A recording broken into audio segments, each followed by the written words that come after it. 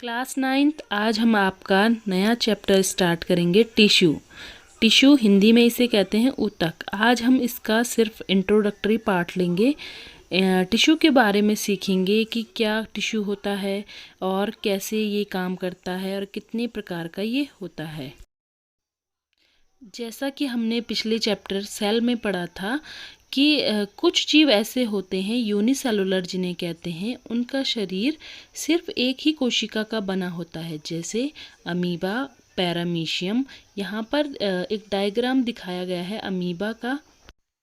Amoeba जैसे unicellular organism में सारे काम, रेस्पिरेशन, एक्सक्रीशन, सारा एक ही सेल परफॉर्म करती है। लेकिन जब बात आती है मल्टी सेलुलर ऑर्गेनिज्म की, तो उनका शरीर एक से अधिक कोशिकाओं का बना होता है। यहाँ पर हम क्लियर डिफरेंस देख सकते हैं यूनिसेलुलर और मल्टी सेलुलर ऑर्गेनिज्म में।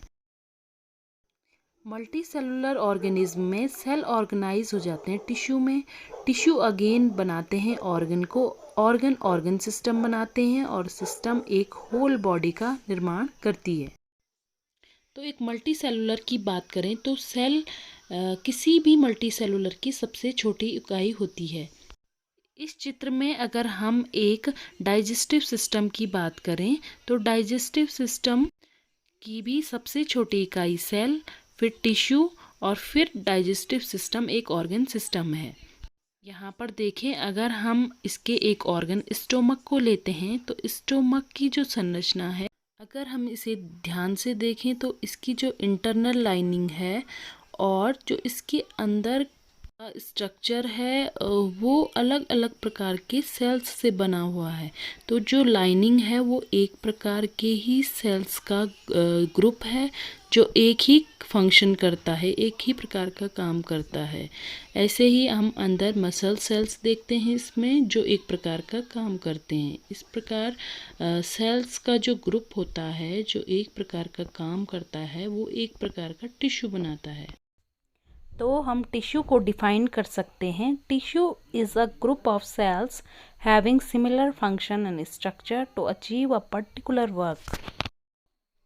इट मीन्स जो ऊतक होता है वो कोशिकाओं का ऐसा समूह होता है जो कार्य तथा संरचना में समान हो, जिससे वो एक पर्टिकुलर काम कर सके। तो बेसिकली टिश्यू को कैटेगराइज किया जाता है प्लांट टिश्यू और एनिमल टिश्यू में।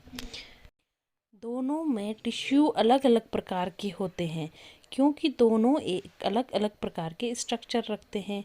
जैसे कि प्लांट ऑटोट्रॉपिक होते हैं और अपनी जगह से मूव नहीं करते हैं, जबकि जो एनिमल्स होते हैं वो हेटरोट्रॉप होते हैं, वो विषमपोषी होते हैं और उन्हें अपने भोजन के लिए एक स्थान से दूसरे स्थान जाना होता है। प्लांट्स एकदम रिजिड होते हैं। Plants are rigid and fixed at a place due to their rigid body. They need support to stand upright position. They have supportive tissue which are dead cells. यानी कि जो प्लांट्स होते हैं वो एक जगह पर फिक्स पोजीशन में रहते हैं और ऊपर की तरफ बढ़ते रहते हैं।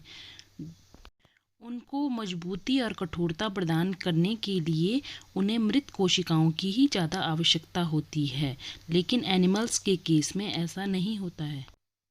The growth in plants is limited to certain region.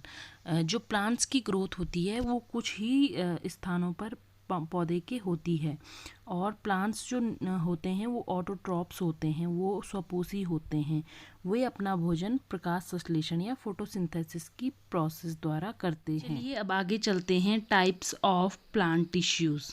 जो पादप ऊतक होते हैं वो मुख्य रूप से दो प्रकार के होते हैं। पहला meristematic tissue and second is permanent tissue.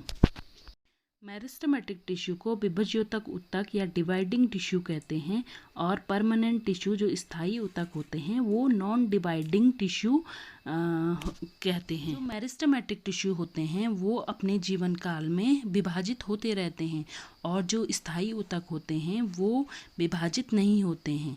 जब मेरिस्टेमेटिक टिश्यू विभाजित होना बंद कर लेते हैं तब वे परमानेंट टिश्यू बन जाते हैं।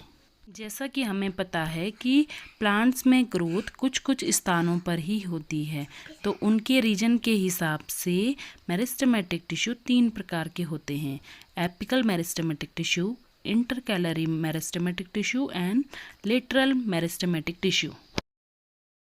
ऐसे ही अगेन हम स्थायी पादप ऊतक परमानेंट प्लांट टिश्यू को मेनली ब्रॉडली 2 टाइप्स में विभाजित करते हैं। पहला है simple permanent tissue and second is complex permanent tissues. Okay, तो इसके आगे अब हम नेक्स्ट वीडियो में प्लांट टिश्यू और एनिमल टिश्यू को डिटेल में पढ़ेंगे। तब तक के लिए थैंक यू। वीडियो को लाइक, शेयर एंड सब्सक्राइब ज़रूर करें।